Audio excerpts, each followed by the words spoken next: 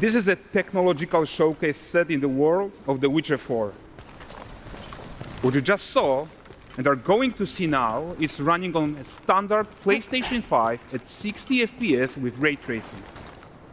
So in the game, you'll be playing as Ciri, a professional monster slayer, a witcher. She explores the world and hunts down monsters for coin. The region we are in is called Kovir, and you'll get to explore it in the game. Right now, Ciri is investigating a monster, and after gathering new clues, she is heading back to a nearby village.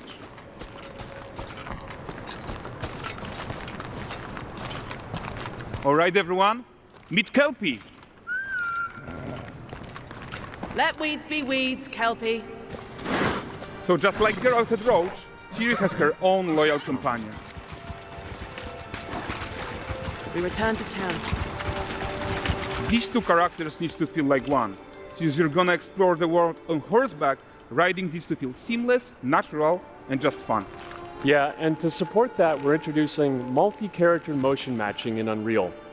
So Ciri and Kelpie, they're perfectly synchronized when mounting from any angle and speed. And we also support root motion movement on Kelpie, so controlling her feels realistic and grounded. And there are also some really nice improvements to our Unreal Chaos Flesh Solver and these machine-learned deformations. So you've got realistic muscles moving and stretching under Kelpie's skin without compromising the performance there.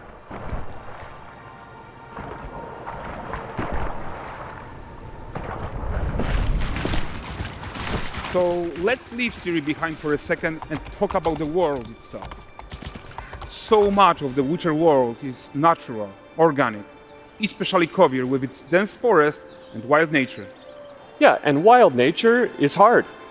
And with nanite geometry, we've freed artists from so many of their old constraints. But we don't want to rest until everything we do in Unreal has that same spirit of freedom. There's always more work to do. And foliage is a huge piece of that puzzle. So we are excited to introduce nanite foliage. And in order to achieve gorgeous foliage density everywhere, while still being memory efficient, fast to render, we believe that a new idea was needed. So instead of the same card approach we've been using for the past 20 years, artists should be free to take a nanite approach to foliage, modeling every single leaf and pine needle. And the old LOD tricks of the past, they needed a complete rethink. And in their place, it's a new adaptive voxel representation in nanite. It's volumetric, it's fully 3D, it is super fast to render. And these dense clusters of triangles turn into these cubes, which at a distance, they're no larger than a pixel, and they react to the changing light of our dynamic sun and our shadows, and they allow artists to render whatever amount of foliage is needed to achieve their vision without compromise. And no compromise means how ambitious we are when it comes to bringing our vision to life with incredible visuals. But more than that, together with Epic, we created faster way to load the world. We can now bring in more content more quickly for the smoothest possible experience as we fly down to catch up with Ciri.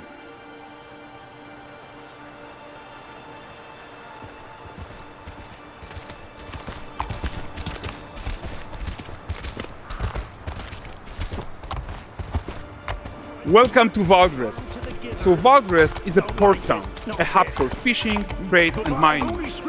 It's one of those places where you can meet shady characters or overhear gossip from other lands. It's also where Ciri took on her current contract. High-tech, let's leave Kelpie here and explore the marketplace and food. I'm so excited we can finally show you some of this stuff. Let's see what Vald has to offer. Not her again. Not even at the land Exeter Fair! Now, 9 gazes while I present him with a fish.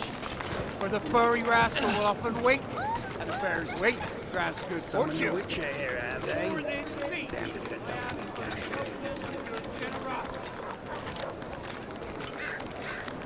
Pardon.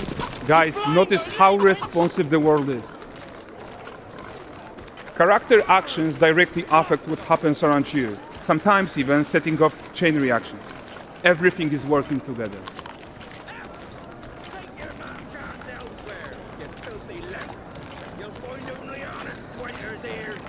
Oh, look at this poor gentleman being taught how to fly by an angry innkeeper. That's what happens when you cheat at Gwent. Last of it, is it? Silver, round ones, what jingle in my purse.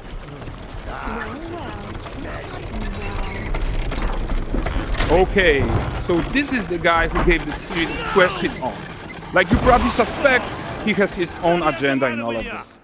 You're off your tits again, Wilfred. Get your ass up.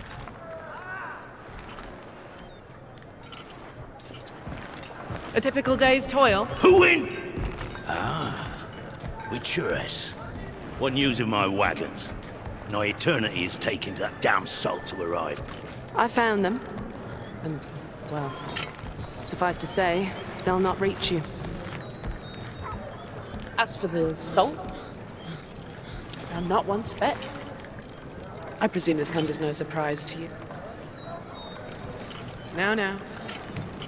Kavir's smuggling trade is of no concern to me. Shush, shush, shush. The manticore that flattened your cart and devoured your men, quite the opposite.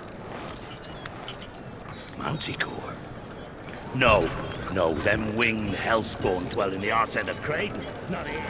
While Siri decides what to do about that merchant, let's take a look at the character technology that powers this marketplace. Why don't we listen in on these fishmongers? They're selling their wares, chatting up customers. Morning, catch fishes. Won't find none fresher. Reckon get me ladies after one of Course. those. Get this cleaned and gutted for you. You mind, dearest? Into seeing something more. Got mackerel, cod, all Brexit's finest. And there is tons of tech at play here, even in this simple market stall. Metahuman tools, improved Unreal smart objects, chaos cloth, and more. Yeah, and all of this exists to make sure that the gap in quality between Siri and NPCs is as small as possible. Yeah, and closing that gap, it's not just about fidelity, right, but also authenticity. They should react to changes in the world around them. But the prisoner in pillory isn't exciting enough for Valdrest. Let's grab everyone's attention with a circus.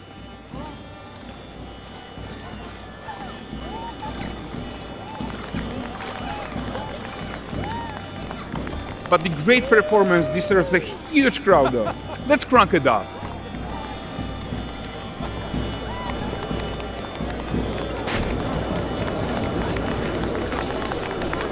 So you are seeing tons of optimizations here to many of Unreal systems, including an entirely new Unreal animation framework, allowing us to fit easily in our 60 FPS budget, not just in rendering, but also with room to spare on the game thread. Over 300 animated skeletal mesh agents all going about their business. And the whole point is to leave breathing room for developers like you to introduce the gameplay and the systems that your players expect, empowering you to make your worlds come to life without Unreal standing in your way. You are right, and that's the open world RPG that we're making. But before we wrap up, how about one final check-in with Siri?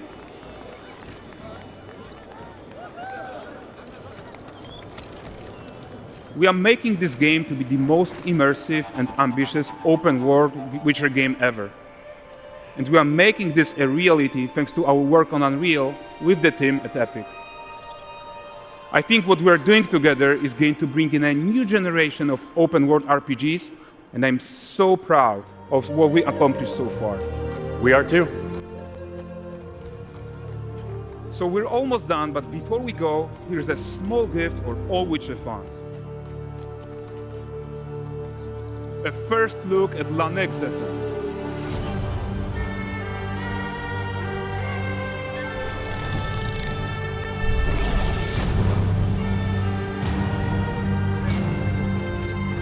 Onward, Kelpie.